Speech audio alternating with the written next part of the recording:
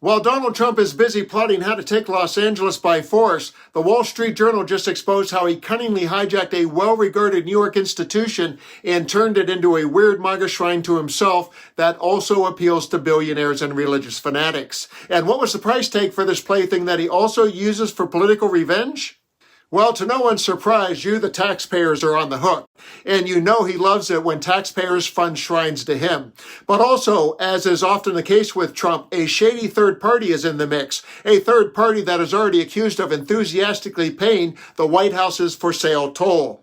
The New York institution I'm speaking of is the John F. Kennedy Center for the Performing Arts. You may know it as the partially federally funded Kennedy Center. In addition to being a living memorial to John F. Kennedy, its mission is to provide world-class art and powerful education to the public. That is, before Donald Trump got his destructive hands on it. The Wall Street Journal expose began with, "It's opening night for the MAGA makeover of the Kennedy Center. Ticket sales are down amid Trump's planned overhaul of the National Arts Center, which includes common sense programming, a prayer wall, and refurbished decor. $2 million gold tier fundraiser." Have a listen to the article highlights, and in just a minute, the Journal will reveal the Trump weirdness and grifting that is the breaking news. When the curtain rises in the John F. Kennedy Center Opera House for a performance of Les Mis this week, President Trump is scheduled to be surrounded by supporters who have paid up to $2 million to watch the musical with him. A coup d'etat earlier this year put the president and his deputies in charge of programming, fundraising, and staff at the famous cultural center. Now a president who skipped Kennedy Center performances during his first term will stride into an institution he has bent to his will. New leaders Trump installed have dropped programs with whiffs of wokeness, threatened to go after artists who boycott it, and asked employees to take part in a group prayer session. Across the country, arts leaders say the Kennedy Center's transformation, complete with a CEO firing, board overhaul, and unprecedented political involvement in its programming, has become a cautionary tale for organizations large and small that want to avoid the president's ire and the risk to ticket sales or funding that could bring. About 40 employees have been fired or laid off, while roughly 50 have quit, according to a representative for a burgeoning labor union inside the Kennedy Center. The Kennedy Center, which had an operating budget of $269 million in 2024, has 8 main stages and more than 2,000 events a year. The takeover is a massive financial and artistic test for the administration. Ticket sales have traditionally covered about half the center's budget. Federal funding tied to the center's status as a memorial to President Kennedy covers about 16%, with the rest coming from donations and other items. But ticket sales for next fiscal year have plummeted since Trump's moves, according to internal sales data seen by the Journal. The old and new regimes have disputed the state of the center's finances.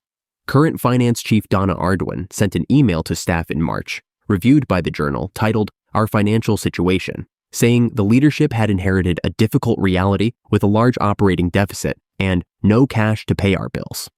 So with the chaos that Trump brings to everything now established, let's switch to the MAGA weirdness and billionaire grifting he also brings to everything. Trump issued an executive order in March aimed at removing what he considers improper ideologies from the Smithsonian. He said it had come under the influence of a divisive, race-centered ideology in recent years, and tasked Vice President J.D. Vance and other officials with changing future programming. Richard Grenell, the White House special envoy, who was named executive director of the Kennedy Center in February, said the president has taken a direct interest in the center and agreed it needed additional funding for upkeep and repairs after a recent visit. Soon after Grenell was named to the leadership post, he described plans to book the venue with what he called common sense programming that would actually sell tickets. Some artists have pulled out of previously scheduled appearances. Grenell requested a June 1st public screening of The King of Kings, an animated feature film about the story of Jesus, as told by the character of Charles Dickens. Grenell ordered that the free event take place in the center's biggest venue, a 2,500-seat concert hall, at a projected cost of $29,000 for staffing, gratis popcorn, and other expenses.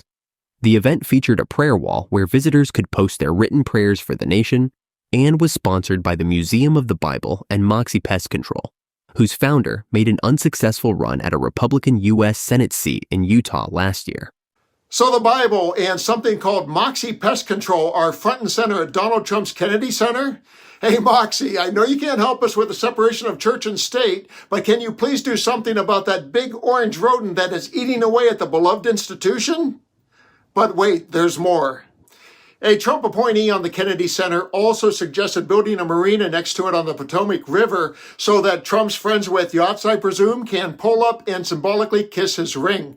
And officials have discussed the possibility of Qatar, the country that has already been shaken down by Trump for his 747, being shaken down again for renovations to the center because, yeah, that makes sense in Trump world.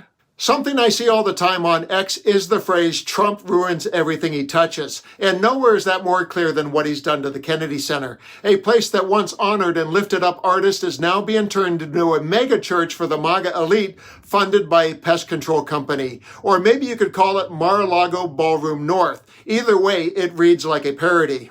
And this isn't just another culture war skirmish, it is the Trump blueprint. From the border to Broadway, he's trying to leave his bulldozer imprint on everything. The Kennedy Center fiasco is just one more reminder. Trump's not building a movement, he's building a shrine to himself at our expense.